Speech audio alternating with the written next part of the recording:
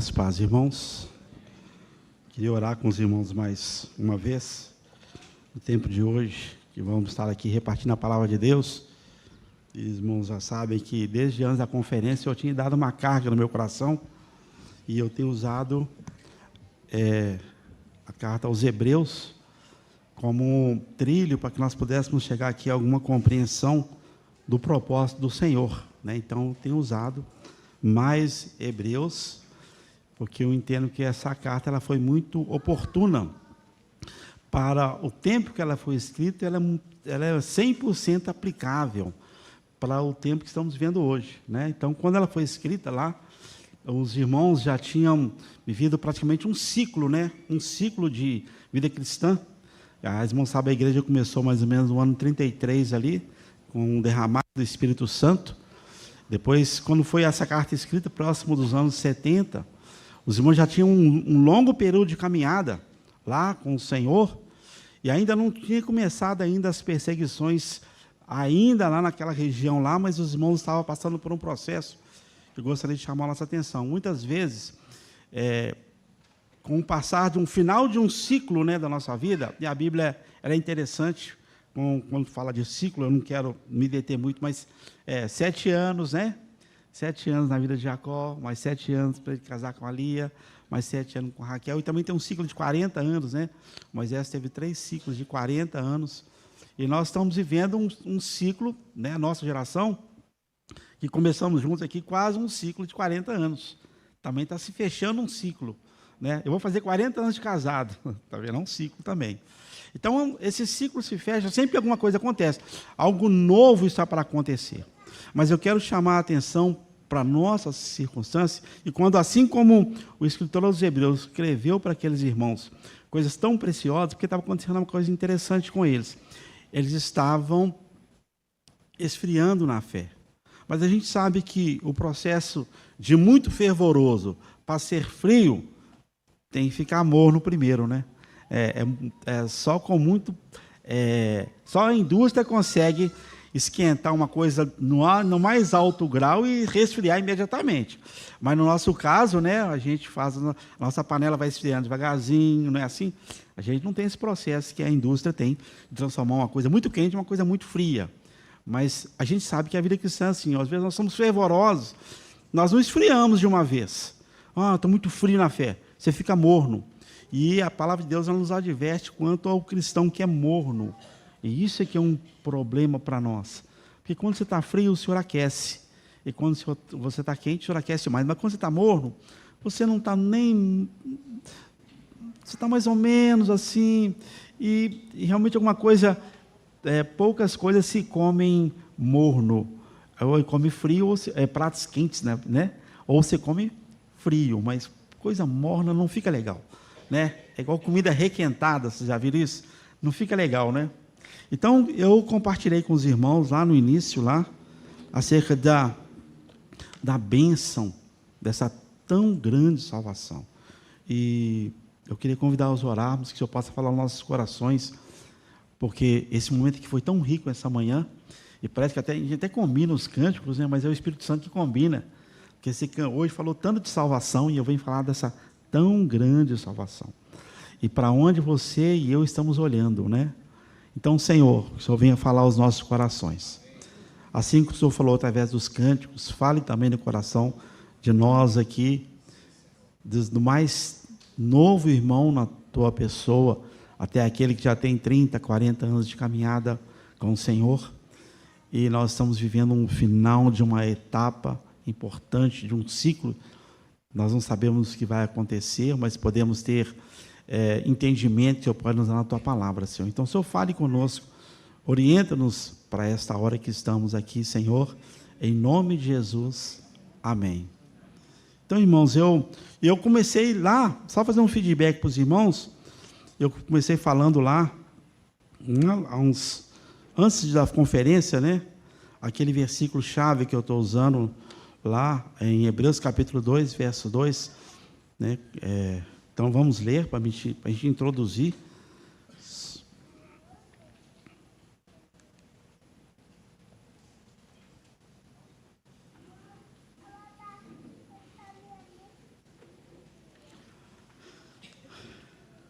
Hebreus capítulo 2. Eu trouxe uma versão bem simples aqui para os irmãos ficarem mais sintonizados comigo aqui no dia de hoje. Hebreus 2. Então, quando o escritor escreveu para os irmãos daquela época, então para nós também, né, o irmão orou ali, agradecendo ao Senhor, ele orou assim: Senhor, como é que é o nosso dia a dia, né? E ele orou como é que é o dia a dia, porque estar aqui é tão bom, mas as nossas demandas começam quando saímos daqui, né, irmãos? De segunda, mas não deveria ser assim. Mas diz assim: portanto, convém atentarmos com mais diligência às coisas que já temos ouvido, para que em tempo algum nos desviemos dela. Porque se a palavra falada aos anjos permaneceu firme, e toda transgressão e desobediência recebeu justa retribuição, como escaparemos nós, se não atentarmos para essa tão grande salvação, a qual, começando a ser anunciada pelo Senhor, foi-nos depois confirmada pelos que ouviram, testificando também Deus com eles por sinais e maravilhas, várias maravilhas de dons do Espírito sendo distribuídos por sua vontade, porque não foi aos anjos que sujeitou o mundo vindouro do que falamos, mas em certo lugar testificou alguém, dizendo: que é o homem para que Deus te lembre, e o filho do homem para que o visite? Fizeste um pouco menor do que os anjos, de glória e honra e coroaste, e constituíste sobre as obras de tuas mãos. Só até aqui. Então, atentar diligentemente às coisas que temos ouvido, para que dela não nos desviemos. Eu acho que é importante nós estarmos atentos àquilo que nós temos ouvido. E olha que a minha carga é falar de arrependimento de obras mortas, quando eu comecei lá, e fé em Deus, né? Batismo e imposição de mãos. A ressurreição dos mortos e o juízo eterno. E aí o escritor aos Hebreus, ele fala sobre essas coisas, mas eu preferi, eu vou ter que falar, né, um pouco sobre a ressurreição dos mortos, mas não é para esse momento agora, né? Eu quero trazer a memória dos irmãos, que quando nós estamos naquele momento que estamos assim, mas é tão bom estar aqui, né? Quem dela pudesse ficar aqui para sempre, e amém. O Senhor está reservando um lugar para nós para sempre, nós estaremos em comunhão uns com os outros e também na sua presença para sempre. Mas enquanto estamos aqui nesse mundo, né, físico tão complicado, o Senhor tem sempre nos mostrado as suas credenciais. Ele precisa fazer isso conosco. Sabe por quê? Porque quando às vezes nós esquecemos o Deus a quem servimos. Nós esquecemos do Jesus maravilhoso que cantamos aqui. Nós esquecemos da pessoa bendita e eterna que é o nosso Senhor e Salvador. Não é assim no nosso dia a dia? E aí a gente fica assim: Senhor, não é possível, Senhor. Como é que é assim? Né? E é interessante que o cristão é um exercício para nós. Irmãos, nós somos chamados a olhar sempre para o Senhor Jesus. Mas eu sei que no nosso dia a dia não é assim. Eu sei que a nossa cabeça está lá agora no Oriente Médio, está acontecendo guerras lá e coisas terríveis estão acontecendo. Né? Nós estamos na mão de ditadores, né? Comprometidos com esse sistema, com esse mundo. E eu sei que a nossa vida fica um pouco conturbada, e nós perdemos aquele senso de comunhão com Deus. Mas aí, por que nós precisamos voltar às Escrituras? Porque no capítulo 1 de Hebreus, quando nós escrevemos, estamos falando para nós nos dias de hoje, que é tão atual, é para nós trazermos à memória o Deus a quem servimos. E dependendo das circunstâncias que estejam acontecendo ao nosso redor, nós servimos um Deus verdadeiro. Amém, irmãos? Um Deus rico, um Deus poderoso para nos guardar. Eu sei que no nosso dia a dia, eu ouvindo tantas conversas, tem que comprar bastante alimento, tem que comprar alimento, tem que guardar isso, enche o tanque do teu carro. E a gente fica nessa loucura toda, essas coisas vão nos contaminando. Mas, irmãos, importa que essas coisas aconteçam. Sabe por quê? Para aqueles que sejam do Senhor, eles se manifestem. Para aqueles que sejam do Senhor, manifeste que há um Deus que cuida de nós, apesar das tribulações que passamos. Há um Deus que cuida de você e de mim, independente das condições econômicas do nosso país ou das guerras que acontecem ao redor do mundo. Então é isso que nós estamos olhando. Porque para a gente falar de ressurreição, a gente tem que calçar os nossos pés com essas verdades. E no capítulo 1 de Hebreus, nós vamos ler, eu gosto de citar esse texto aqui para nós.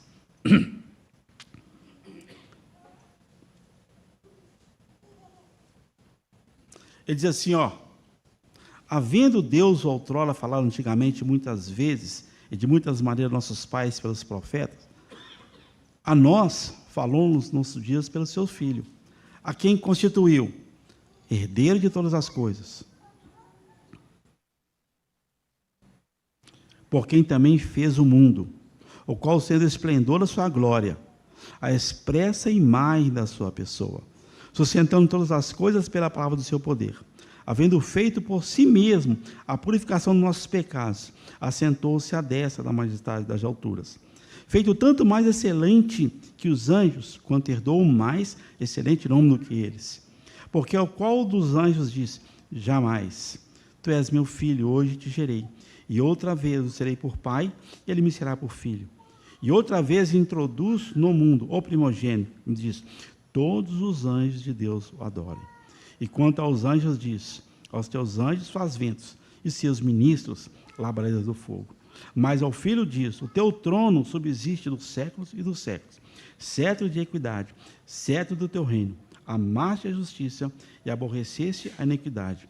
Por isso Deus, o teu Deus, ungiu com óleo de alegria mais do que todos os teus companheiros. E tu, Senhor, no princípio fundaste a terra, os céus são obras de tuas mãos. Eles perecerão, mas tu permanecerás. Como roupas envelhecerão, e como manto enrolarás, e como vestido se mudará.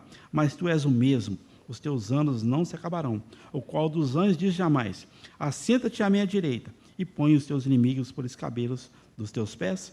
E não são, porventura, todos eles espíritos ministradores, enviados para servir a favor daqueles que hão de herdar a salvação? Amém, irmãos? Esse é o primeiro decreto. Quando você contempla as circunstâncias que estão ao seu redor, você vai, eu sirvo um Deus, eu sirvo um Senhor, alguém que me resgatou. Ele é o esplendor da glória de Deus. Ele é o herdeiro de todas as coisas. Ele está acima de tudo. Amém, irmãos? Irmão, mas você precisa só crer, né? Arrependimento, precisa crer.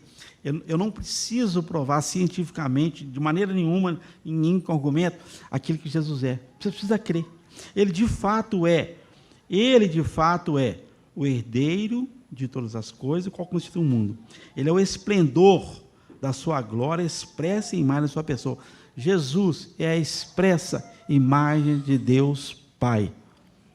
Irmãos, você acha que uma pessoa tão maravilhosa, tão potente, tão rica, tão poderosa, vai deixar cada um de nós à mercê deste mundo e com todos os seus movimentos?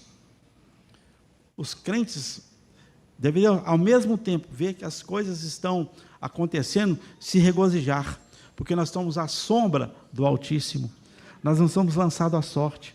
Irmãos, não caiam em desespero, porque o seu Deus, o nosso Deus, cetro de equidade, cetro de justiça, é o seu trono. Aí você agora fica assim, meu Deus do céu, as coisas estão difíceis lá, e não sei como é que vai ser. Então o Senhor é tão maravilhoso, que Ele nos preveniu, desde quando nós cremos, até quando descemos da sepultura, porque Ele nos garantiu a ressurreição. Olha que Deus maravilhoso. Né? Então nós vivemos preparando não para morrer, mas para um dia encontrarmos com o Senhor na ressurreição. Irmãos, Ele cuidou de todos os aspectos da nossa vida. E eu clamo para cada um de nós, ao contemplarmos essa situação, Senhor, agradecer ao Senhor. Todo dia nós temos que agradecer ao Senhor, todos os dias, porque o Senhor, Ele tem um compromisso conosco. Nós não temos tanto compromisso com Ele, mas Ele não tem um compromisso conosco. O Senhor do Universo, Ele orou, lá em João 17, vou só citar, né? Ele fala assim, Pai, eles são meus. Eu não rogo somente por esses, mas por aqueles que ainda hão de crer em mim. Eles são meus, nós somos propriedade exclusiva do Senhor. Então, não é questão de circunstância, É questão onde você está de fato. Onde você está? Não é? Onde eu estou? E com quem nós estamos relacionando, de fato, para que a nossa vida não seja uma vida de mornidão. Porque eu sei que todos nós aqui experimentamos o fogo abrasador do Senhor quando cremos, e eu estou falando porque nós estamos terminando um ciclo na nossa vida, né? Aí vai ficando mais velho, você fala assim, isso não é bem assim não, esse negócio não é bem assim não, isso é só no começo. Alguns de nós, né, tinham o hábito de falar é primeiro amor, né? Irmãos, não tem o primeiro amor, o segundo amor, o terceiro amor. O Senhor é o único amor. O maior amor, né? É o único e maior amor. Aí é interessante quando nós usávamos muito essa expressão, né?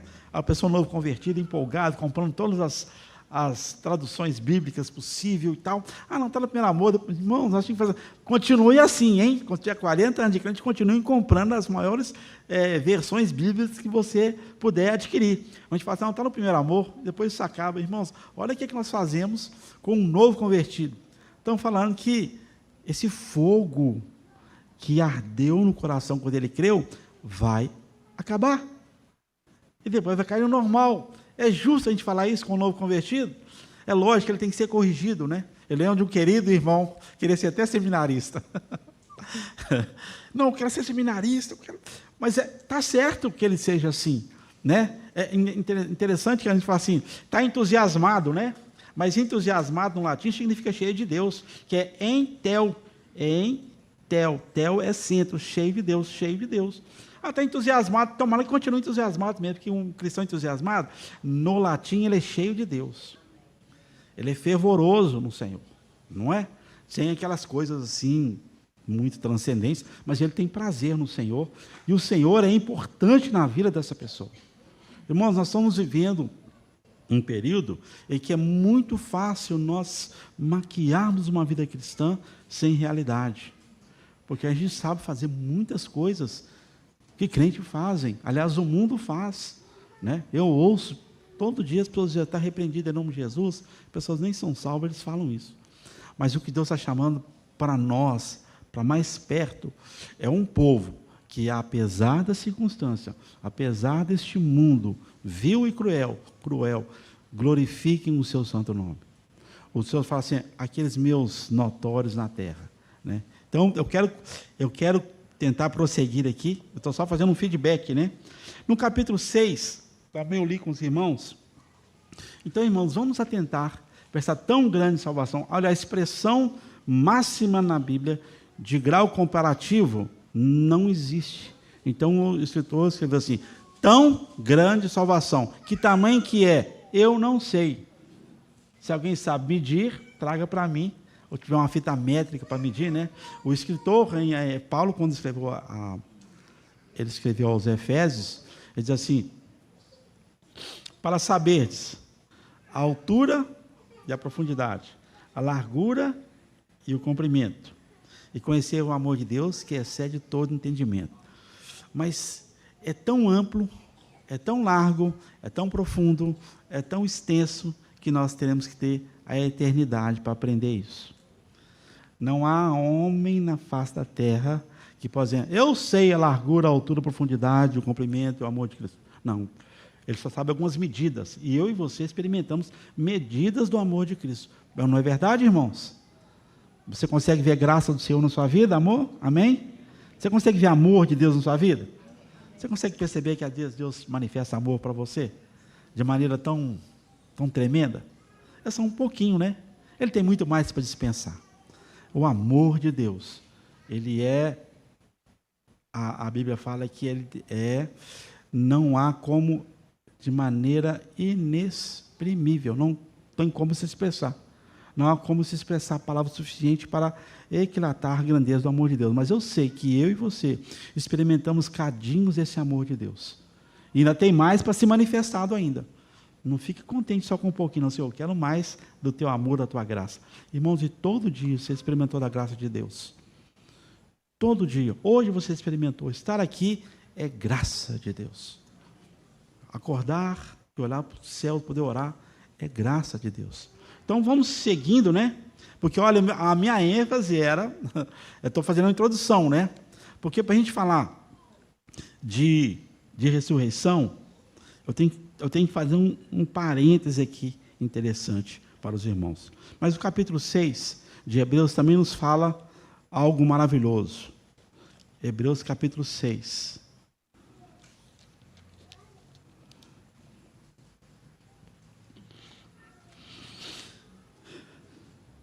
Olha interessante, olha como é que ele começa. Pelo que, deixando os rudimentos da doutrina de Cristo, prossigamos até a perfeição, não lançando de novo o fundamento de arrependimento de obras mortas e fé em Deus, doutrina de batismo e imposição de mãos e ressurreição dos mortos e juízo eterno. Isso faremos, se Deus permitir.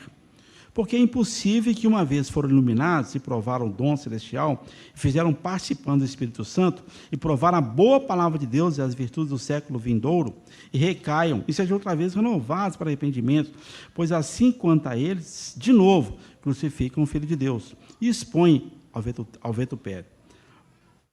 Mas olha que interessante, ele fala assim, olha, e eu em parte eu acredito, sim, né? É impossível que alguém que toque, que seja tocado pelo dom celestial, né? E tem que recomeçar de novo, sem considerar aquilo que Deus já realizou, não é verdade? Você vê, às vezes a pessoa está desviada do Evangelho, mas ele sabe, Deus me salvou um dia, eu só não estou andando na presença do Senhor, mas eu sei que Deus é o Senhor soberano. Muito difícil alguém que tenha provado o dom celestial e falar assim, não, Jesus Cristo não é o Senhor. Não, Ele é o Senhor. A pessoa fala até com tristeza, não é? Ele fala, não, Ele é o Senhor da minha vida. Apesar das minhas circunstâncias, Jesus continua sendo o Senhor. Porque aquilo que acontece conosco no nosso interior é forte demais para abrirmos mão e dizer que não foi verdadeiro, não é? Não foi real. Foi muito real o que aconteceu comigo e na vida de cada um dos irmãos. Foi real, irmãos, quando você veio ao Senhor, foi verdadeiro, foi real. Ah, eu tinha 12, 13, 14, 15 anos, o Senhor escreveu o seu nome no livro da vida. Isso foi real, para ele foi real. Amém? Então agora, mas ele fala, o escritor ele fala assim, ó, olha o versículo 9, diz assim, então tem essa pausa, né, que o autor, o escritor, ele fala assim, como é que você pode pensar nessas coisas e retroceder? Mas ele diz assim, com perspectiva, essa carta é maravilhosa, irmão, acho que nós tínhamos até que estudar mais vezes, porque ela fala tanto de esperança, tanto de renovação, tanto de bens vindouros. Ele diz assim, ó, mas vós, ó amado, esperamos coisas melhores e coisas que acompanham a salvação, ainda que assim falamos, porque Deus não é injusto para esquecer da vossa obra e do trabalho e do amor para com o nome mostrar-se, enquanto serviço aos santos e ainda o serviço. Mas desejamos que cada um de vós mostre o mesmo cuidado, a fim de completa certeza e esperança, para que não vos tornais negligentes, mas sejais imitadores do que pela fé e paciência herdam a promessa. Porque quando Deus fez a promessa a Abraão, como não tinha outro maior com quem jurasse, jurou por si mesmo, dizendo, certamente abençoado te abençoarei, certamente abençoando te abençoarei, e multiplicarei, e multiplicando te multiplicarei. Assim, esperando com paciência, alcançou a promessa. Porque os homens certamente juram por alguém superior a eles, e o juramento para confirmação é, para eles, o fim de toda contenda. Pelo que, querendo Deus mostrar mais abundante imutabilidade do seu conselho aos herdeiros da promessa, interpôs com juramento, para que por duas coisas imutáveis, nas quais é impossível que Deus minta, tenhamos a firme consolação, nós, que pomos o nosso refúgio em reter a esperança proposta, no qual temos como âncora da alma firme, que penetra até o interior do véu, onde Jesus, o precursor, entrou por nós, feito eternamente sumo sacerdote, segundo a ordem de Melquisedeque. Irmãos, olha que maravilhoso. Ele diz assim, olha, eu não espero só que vocês fiquem aí, eu sou salvo, que maravilha, né? Naquela questão de morno, e está tudo resolvido para mim, e eu não preciso fazer mais nada, né? Tem aqueles cristãos que gostam de Acha que vida cristã é deitar numa rede, né? No fim da tarde, assim, tomando uma aguinha, uma água de coco, né? Não, não é assim não, irmãos. Ele diz assim, que, mas para vós, ó amados, esperamos coisas melhores, coisa que acompanha a salvação, ainda assim que falamos, porque Deus não é injusto para esquecer da vossa obra, do vosso trabalho, do amor para com o seu nome, que mostraste enquanto servir aos santos e ainda o serviço. Então, ao mesmo tempo que você tem essa certeza, essa segurança de que o Senhor é tudo para você, aí você está sentado nas regiões celestiais, mas em movimento, em prol do reino do nosso Senhor Jesus Cristo. Amém, irmãos? Você não é passivo, você não é uma pessoa apática. Usar a palavra, você não é morno, você é quente, você é fervoroso por causa das promessas. O que acompanha aquilo que você crê é como você vive. Os irmãos entendem? Se você crê que você relaciona com o Senhor do universo, você vive tal qual esse Senhor propõe. Se você crê que Ele é o nosso sumo sacerdote, nós somos sumo sacerdote do Deus Altíssimo, qual é a nossa função aqui neste mundo? O que nós devemos ser, então? Sacerdotes juntamente com Ele. Porque aquilo que cremos acompanha aquilo que cremos. O nosso viver acompanha aquilo que cremos. Por isso nós temos que ser calçado o nosso coração dessa certeza que o Senhor é toda suficiência que eu e você precisamos ter. Não sei como é que era a situação lá no tempo de Davi, eu sei, né? Não preciso falar muito.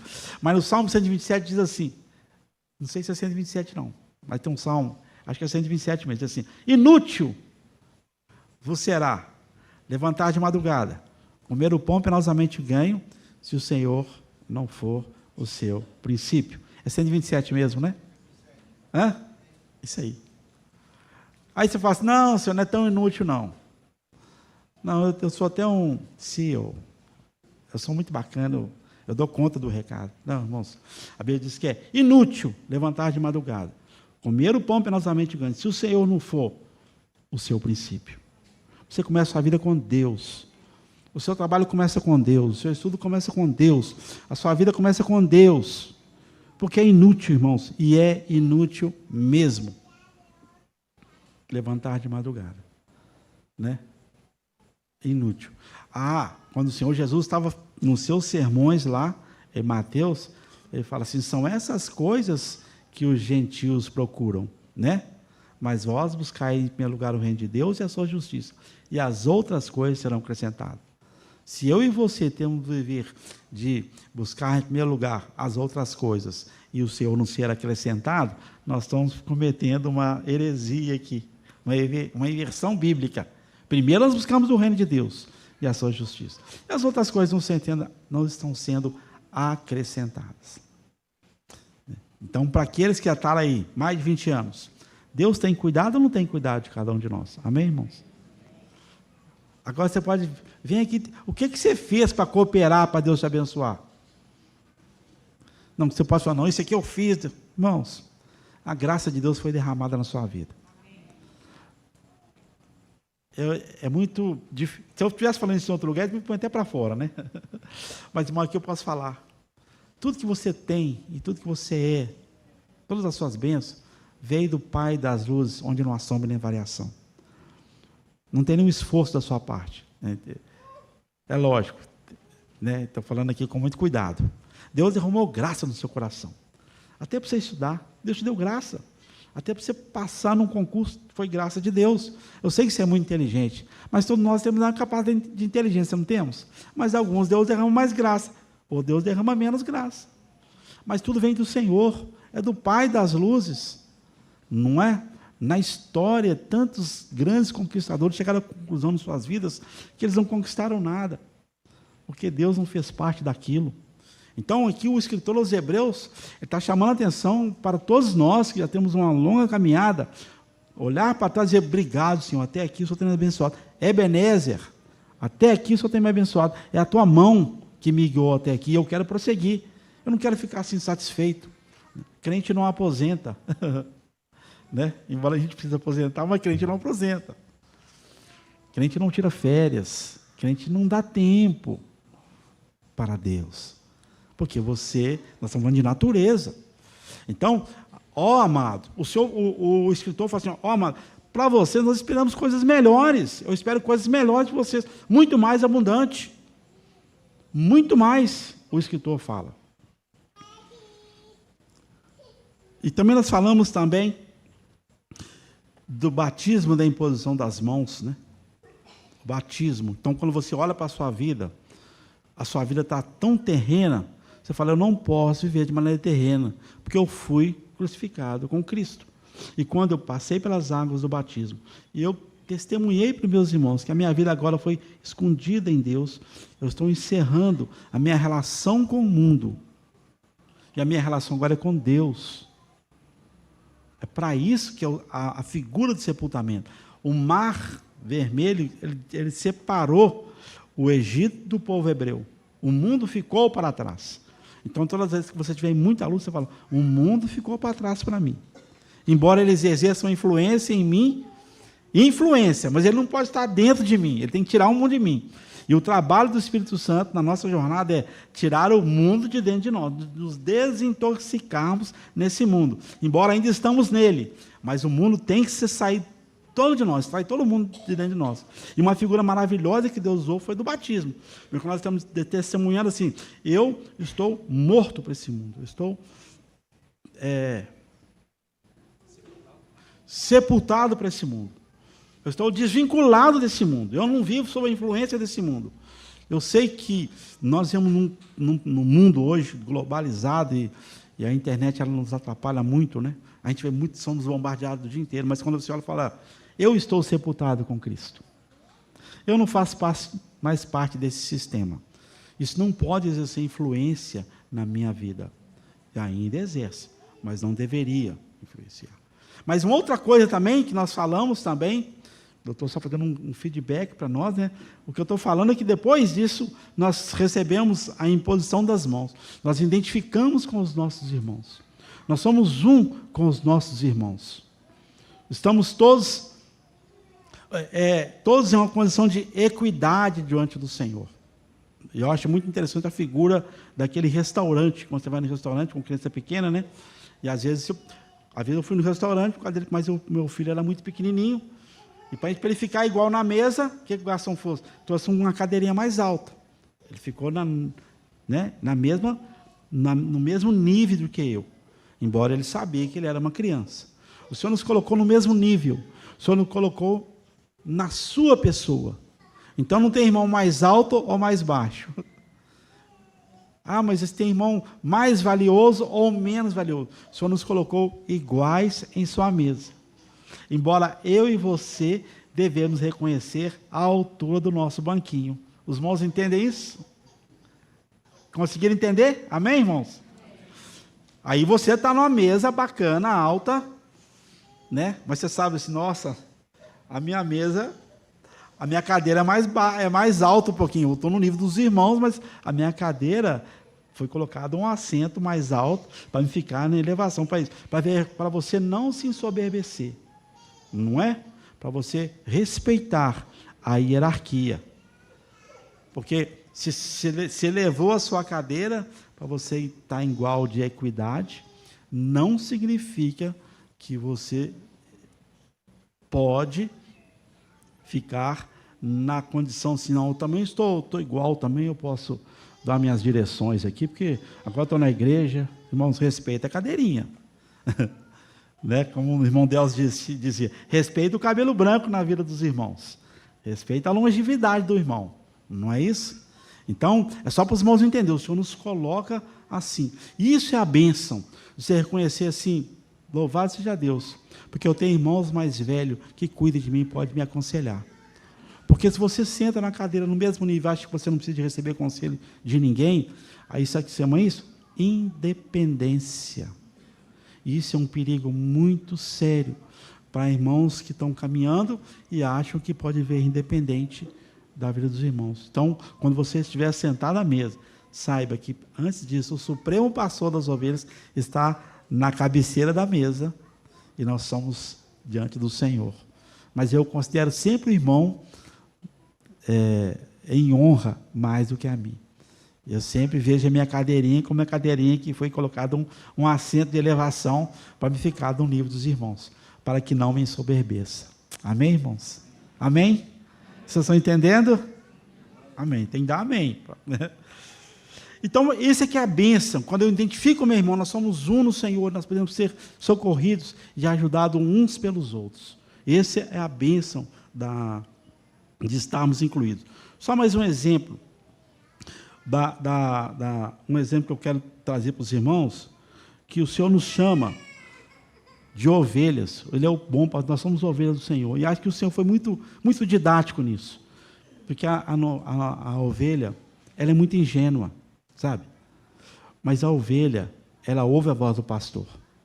E em alguns especialistas em ovelhas, a ovelha não come qualquer pasto. Ela é bem seletiva, né? Ela escolhe a graminha melhor para comer. Ela não come qualquer coisa. Essa ovelha que ouve o seu pastor. Por isso o pastor está sempre levando ela em pastos verdejantes. Então nós, como ovelha, tem que ter cuidado. Não come qualquer coisa. Não alimenta de qualquer coisa. Nós alimentamos aquilo que o pastor, o supremo pastor, concede. E às vezes nós somos como ovelha comendo de tudo. Isso dá uma indigestão e viramos muitas vezes ovelhas, até mesmo ovelhas rebeldes contra o Senhor. Aí o Senhor tem que quebrar a perninha. Mas se você está com fome, para onde você tem que ir? Pastor. O Senhor falou, quem tem sede, vem aonde? A mim e beba. Vá você e ao Senhor, e entre no seu quarto, em oculto, ora o Senhor, beba da fonte da água viva. Mas o que acontece conosco? Não está aqui não, né? Eu uso pouco, viu, irmãos? Estou com lutas para acontecer na internet. Eu estou com uma luta na área que tá. Luta nisso. Aí vem um tanto de mensagens. Aí você acha que pode até ser do Senhor, mas você não foi no caminho certo. O caminho certo é você entrar em oculto, dobrar os seus joelhos, jejuar, colocar seu coração diante do Senhor. Senhor, eu quero ouvir a tua voz. Tu és o meu pastor. O Senhor vai cuidar de mim. O Senhor se importa comigo. Os irmãos entendem? Uma outra figura muito interessante é o leão, né? E naquelas estepes na África, o leão. Você já viu nesses filmes? É isso mesmo. Você já foi no zoológico de você já viu algum leão brigando? O que ele fica? Quietinho, né? Porque eles são de hábito noturno. Mas o leão, quando ele chega numa estepe assim na África, ele fica quietinho, deitadinho lá, ele fica olhando a situação dos búfalos, né? E ele não é doido de chegar e atacar todos os búfalos. Ele fica olhando, sabe que ele fica percebendo? O búfalo que está mais cansado, o que está mais desgarrado do rebanho. National Geographic. Pode pesquisar que está lá. Aí o leão fica quietinho, olhando. Aí está vendo aquela manada de búfalo, ele está lá tranquilo, você já viu? É assim. Mas quando ele ataca, ele vai no que está mais cansado ou doente. Porque a manada sai correndo. Aí o que fica para trás vira preso. Irmãos, nós não podemos ficar para trás. Nós temos que ficar sempre juntos. Sabe por quê? Porque a Bíblia fala que o inimigo anda ao redor como um leão, não é? Mas é como um leão. Como? Na esperteza de ficar observando. Vou observando aquela ovelha ali. Vou observando aquele búfalo ali. Ele está cansado, ele está doente, ele está se afastando da manada. Na hora que ele der bobeira, aí pega. Não é assim? Aí o cristão fala assim, para mim não tem mais jeito. Quando de nós já pensamos assim, para mim não tem mais jeito? Tem jeito sim. Não é? O meu assunto é ressurreição. Até quem vai morrer, para mim não tem jeito, nós vamos ressuscitar um dia com Cristo. Amém, irmãos? Às vezes fala assim, puxa vida, eu vou morrer, para mim não tem mais jeito. Tem, ué. Você vai ver para sempre com Cristo, por isso que eu não vou chegar. Não vai dar para chegar na ressurreição hoje, não. Mas nós vamos chegar lá. Para os irmãos entenderem que nós, como rebanho, temos que estar juntos com o Senhor. Juntos. Porque o leão não anda ao redor. E às vezes eu posso estar doente, às vezes eu posso estar enfraquecido, eu estou me afastando do rebanho. Aí o que acontece? Aquele que parece com o leão, que não é o leão, Jesus é o leão da tribo de Judá, né? Ele vem e nos agarra. Aí nós falamos, não tem mais jeito, porque eu fui apanhado, né? E o meu pecado é muito grosso, é muito terrível, não vai ter mais jeito para mim, os irmãos não vão nem querer olhar para minha cara, e eles vão ficar com vergonha, né? Assim, e essa vergonha que gera mais remorso do que arrependimento, mas o Senhor é esse, que como ovelhas, identificadas umas com as outras, estamos sempre juntinhos dos nossos irmãos, próximos dos irmãos, porque um ajuda o outro. Bom, a sequência é ressurreição dos mortos e juízo eterno. Mas eu não quero falar de juízo eterno para amedrontar os irmãos. Primeiro, eu não posso viver a minha vida cristã pensando na minha prestação de conta lá. Os irmãos entendem? Porque isso não é honesto para com Deus.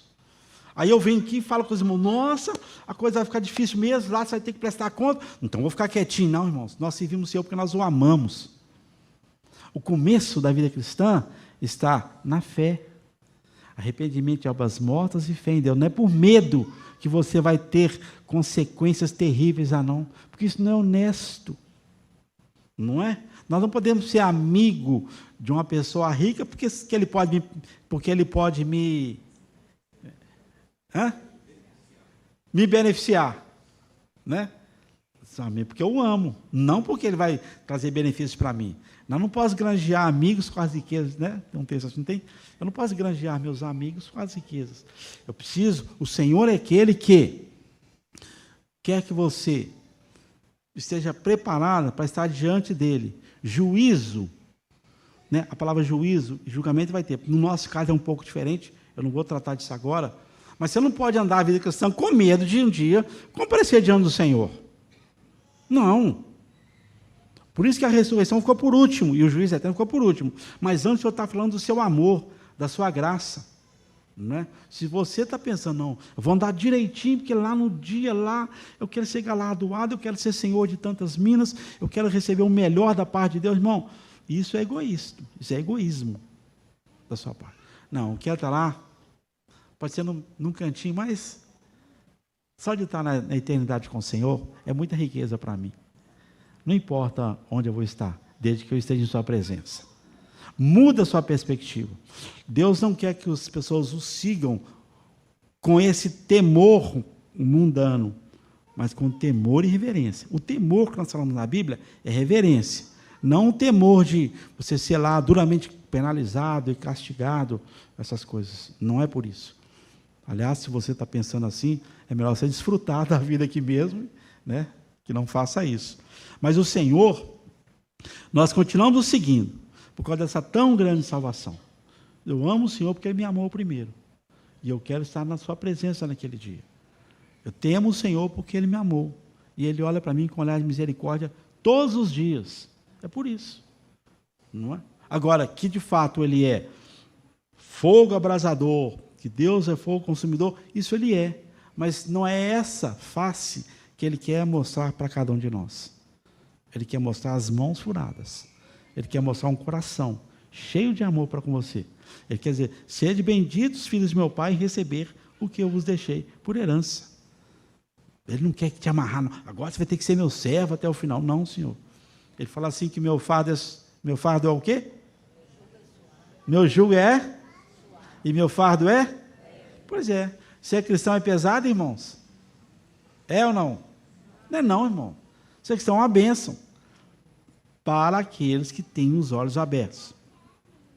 Eu vou ter que adiantar só um pouquinho. Quero convidar os irmãos a ler Tessalonicenses, até mesmo antes de... não vai dar para a gente falar, que eu estou fazendo um recorte aqui, para que nós pudéssemos falar de ressurreição, mas eu quero falar de ressurreição. Antes de falarmos de ressurreição, eu gostaria de falar de uma coisa maravilhosa.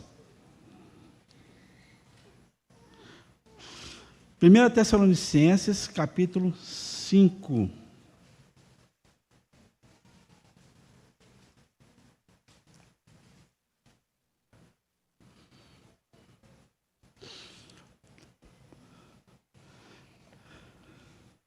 Aqui, olha como é que ele fala da volta dele e a condição que o seu povo se encontra. Ele nunca vai falar da sua volta numa condição que seja desfavorável do seu povo, como se quisesse nos intimidar. Ele fala assim, olha, irmãos, acerca dos tempos das estações, não necessitais que vos escreva, porque vós mesmos sabeis bem, o dia do Senhor virá como um ladrão de noite. Pois que quando disserem a paz e segurança, então se preverá repentina destruição, como as dores de parto, como aquela que está grávida, de modo nenhum escaparão. Mas vós, irmãos, já não estáis para aquele que dia vos surpreenda como ladrão. Irmãos, o Senhor está te vendo de uma maneira positiva. Olha, eu vou vir como ladrão, mas vocês não estão em trevas. Por que vocês estão com medo da minha volta? Ah, mas se você estiver em trevas, você tem que ficar um pouco com medo mesmo. Se você estiver andando em trevas, né? Mas vós não estáis em trevas.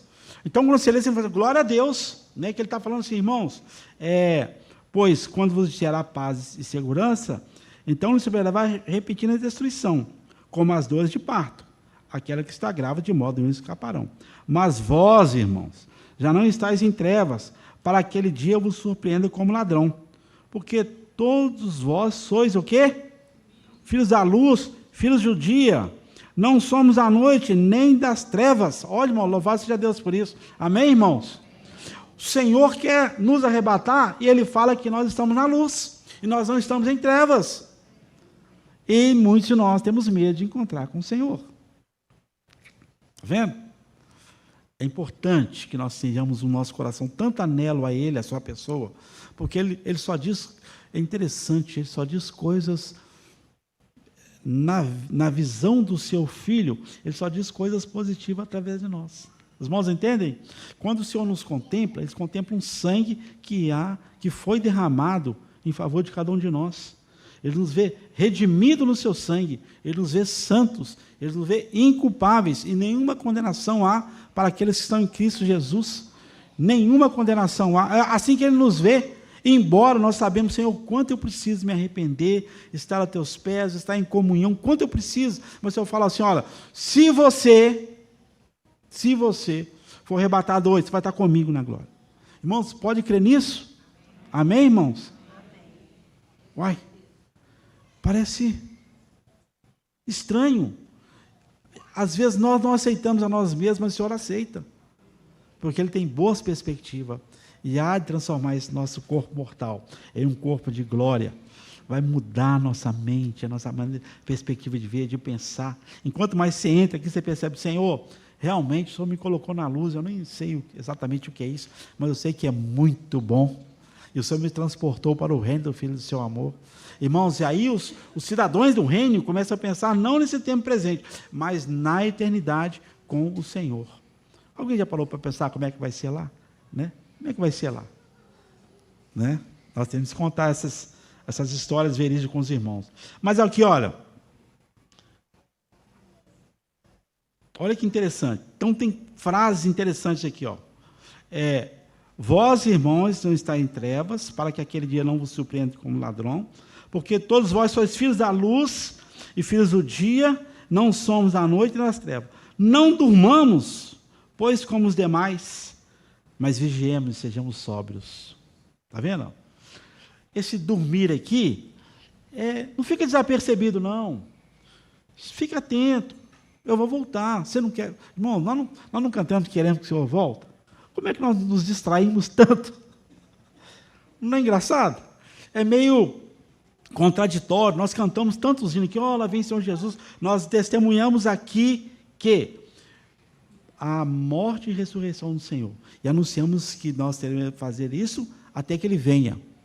Mas no nosso dia a dia, nós vivemos como se isso não fosse acontecer. É como se estivéssemos dormindo. Os irmãos entendem? E quando você dorme, interessante, nós não temos controle dos nossos sonhos, tem? Temos não. Quando você dorme, você não sonha algumas coisas que não deveria nem ter sonhado? Esse dormir aqui é estar desapercebido com o que o Senhor está fazendo. Por isso a gente fala assim, né? Acorda, irmão, acorda, é assim a gente fala. Às vezes, mas eu não estou dormindo. Desperta. Porque às vezes você está granjeando um campo em que é infértil. Você está investindo onde não vai produzir, né, nem pão e nem o vinho. Você está investindo em uma coisa que não vai dar em nada. E isso é dormir. Então ele fala assim, olha, tudo bem, vocês são luz, vocês não estão mais em trevas. Mas não dorme não. Vigia. Fique atento. Pode colocar essa palavra como distrair. Não se distraia com esse mundo. Não se distraia com as artimanhas desse mundo. Mas cresça na graça e no conhecimento do Senhor. Cresça na pessoa do Senhor, com perspectiva de que Ele vai voltar mesmo. Aí, quando você cantar, né, desde Betânia, vai fazer sentido para você. Porque você não está só cantando um cântico, você sabe muito bem a letra, mas você sabe, Senhor, isso é verdadeiro para mim e para você. Então, nesse sentido, tem muitos irmãos e irmãs dormindo e distraídos, mesmo estando na luz, mesmo sendo filhos de Deus. Vou só mais uma ênfase que eu quero aqui. Olha aqui, ó. Mas nós somos o dia. Sejamos sóbrios. O que é sóbrio? Qual que é o contrário de sóbrio? Bêbado. Então você pode estar embriagado. Nossa, isso é tão legal, né, gente? A gente vê tanta gente embriagada. Na minha época, falava assim, viajando na maionese, né? Até colocaram salmonela na maionese. Eu nem como mais, é tão bom, né? Maionese, né? Gosto tanto. Tem gente que não parece que não está esperando a volta do Senhor. Tem gente que vive como se o Senhor não fosse voltar. E chega nas reuniões da igreja e canta os cânticos com todo o seu diafragma, mas quando chega na segunda-feira, o Senhor não vai voltar. O Senhor não volta não, Senhor. Eu tenho tantas coisas para fazer, tantos empreendimentos. Não é? Mas aqui está dizendo o seguinte, olha, sejamos sóbrios, vestidos com a couraça da fé, do amor, e tendo o capacete da esperança e da salvação. Sóbrio, ó, não, né? Aqui diz assim, ó, fala da couraça da fé, do amor, e o capacete da esperança e da salvação. Isso está lá em Efésios, capítulo 6, de 12 em diante, né? Porque nós temos que estar sempre vestidos, porque dados inflamados do inimigo estão assim, ó, 24 horas, tentando tirar nossa mente de Cristo, roubar a nossa paz, a nossa esperança, tirar o nosso conforto na pessoa do Senhor Jesus. E ele diz assim, que olha, porque Deus, olha que maravilha, por isso que eu quero falar de ressurreição com um outro tom, para a gente não ficar entristecido. Porque olha aqui, ó, Deus não nos destinou para a ira, mas para a aquisição da salvação por meio de nosso Jesus Cristo, que morreu por nós, para que vigiamos, quer durmamos, aí é dormir de dormir mesmo, de morrer, e vivamos juntamente com Ele, pelo que exortai uns aos outros, edificando uns aos outros, como também fazeis. Então, aqui, olha, capítulo 2, Tessalonicenses, estou encerrando, está vendo?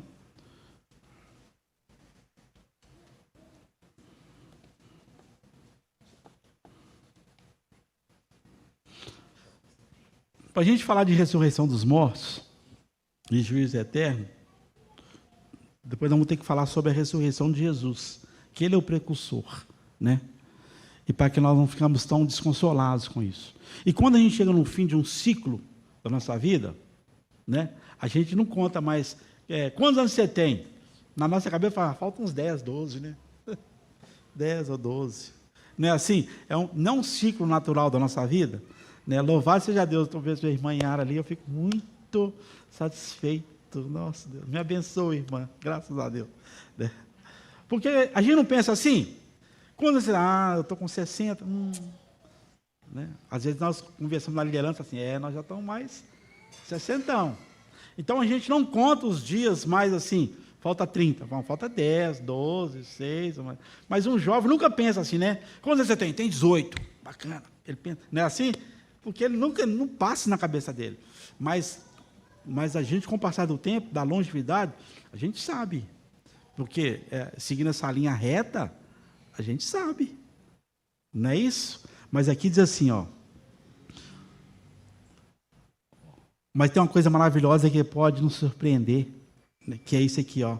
Ora, irmãos, rogamos pela vinda do nosso Senhor Jesus Cristo, pela nossa união com Ele, que não vos movais facilmente o vosso entendimento, nem vos perturbeis, quer por espírito, por palavra, qualquer epístola, como de nós, como se o dia do Senhor estivesse perto. Ninguém, de maneira alguma, vos engane, porque não será assim, antes que venha a apostasia, e se manifeste o filho do pecado, o filho da perdição, ao qual se opõe e se levanta contra tudo que se chama Deus, e se adora, de sorte que assentará no trono como Deus, no templo de Deus, querendo parecer Deus. Não vos lembreis de que dessas coisas vos dizia, quando ainda estava convosco? Agora vós sabeis o que detém, para que o próprio tempo seja manifestado. Porque, isso aí, porque o ministério da injustiça opera somente, e há um que agora resiste, por meio do que seja tirado. E então será revelado o iníquo, que o Senhor desfará do sopro da sua boca, e aniquilará pelo resplendor da sua vinda. E esse cuja vinda, segundo a eficácia de Satanás, com todo o poder e sinais, prodígios e mentira, e com todo o fogo, engano e justiça, e os que precedem, porque não receberam o amor da verdade para se salvarem. Por isso Deus enviará a operação do erro, para que creiam na mentira, para que sejam julgados todos os que não creram na verdade, antes tiveram prazer na iniquidade. Mas devemos sempre dar graças a Deus por vós, irmãos amados no Senhor, por vós ter Deus elegido desde o princípio para a salvação, edificação, espírito da fé e da verdade. Vou repetir, hein? Mas devemos sempre dar graças a Deus, vós, irmãos amados no Senhor, por vós, por Deus, ter vos elegido desde o princípio para a salvação, em santificação do Espírito, da fé e da verdade, para que pelo Evangelho vos chamou para alcançar a glória do nosso Senhor Jesus Cristo. Amém, irmãos? Irmãos, tudo que vai acontecer, antes que todas as coisas aconteçam, vai acontecer um tanto de coisa, mas o Senhor vai fazer assim conosco, ó. Eles não precisam passar por isso, porque são meus. Eu os escolhi. Então, irmãos, nós vivemos dias em que devemos ter, não durmamos, não nos distrair, não podemos estar distraídos, mas que o Senhor está prestes a nos arrebatar, está prestes a nos levar com Ele, porque as coisas estão caminhando nessa perspectiva, as coisas estão caminhando para este dia. Então não durmamos, porque nós somos eleitos pelo Senhor, nós somos da luz, e Deus não nos chamou para a ira, mas para a salvação em Cristo Jesus. E que, está vendo, eu nem falei de ressurreição, porque quando se concedeu a oportunidade, eu quero falar da ressurreição de Cristo, que é a base que nós podemos crer que o nosso tempo de vida aqui, ele é apenas uma pequena parcela de uma eternidade que vamos viver com o Senhor. E o que nós vivemos aqui tem que representar aquilo que nós esperamos na eternidade. Amém, irmãos? Então, fiquem tranquilos. Todas as coisas estão acontecendo no redor do mundo, mas nós temos o nosso Senhor, que cuida de nós, que guarde a nossa consciência em Cristo, que tira as aflições do nosso coração e nos sustenta com o braço forte. Parece incrível, um mistério, mas o Senhor nos guarda e nos guarda e nos guarda e nos guarda. Amém? Vamos orar. Senhor, nós queremos agradecer ao Senhor, porque o Senhor é aquele que nos guarda, Senhor. Muito obrigado. O mundo está fervendo, Senhor, mas o Senhor nos guarda. Senhor, eu quero pedir para os nossos corações, terminamos um ciclo de uma vida aqui, Senhor, mas que o Senhor venha nos fortalecer. Senhor, visita esses corações que estão mortos na Tua presença, que acham que mais nada pode ser acrescentado, mas o Senhor venha acrescentar o vigor do Senhor na vida de cada irmão, na vida de cada irmã, em nossas vidas. Aqueles que estão gelados em Tua presença, traga-o para o calor do Senhor. E aqueles que são fervorosos, que sejam flechas do Senhor, que sejam ministros, labaredas de fogo do Senhor, para aquecer o ambiente para o qual o Senhor seja louvado e glorificado, Senhor. Eu agradeço a Ti por esse tempo aqui de compartilhar. Em nome de Jesus, amém.